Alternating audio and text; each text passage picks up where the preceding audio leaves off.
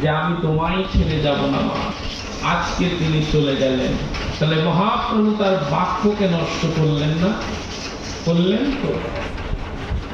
তাহলে বাক্যই তো ব্রহ্ম, বাক্যকে রক্ষা করাই হচ্ছে জীবের কর্তব্য। যদি কথা দিয়ে বসেন তাহলে বেঁচে থাকতে সেই কর্মটা করতে আপনার হবেই হবে। তাহলে মহাপ্রভু তুমি বাক্য নষ্ট করেছো, তুমি কিসের ভগবান? এটাই তো মনে আসবে। বলেন বাক্য কোথায় নষ্ট করলো? সে তো মায়ের কাছ থেকে চেয়েই নিল যে মা আমি জগৎকে উদ্ধার করতে বেরোবো।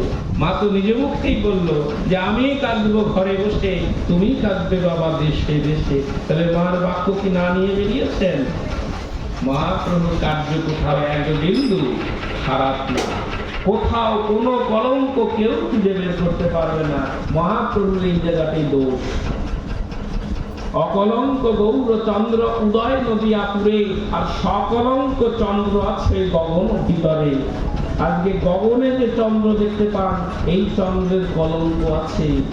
কিন্তু আমার এই কলিযুগের ভাগ্যাকাশে যে গৌর চন্দ্রের উদয় হয়েছে, অগণিত ভক্তের লীলাকাশে, এটাই গৌর হরিব।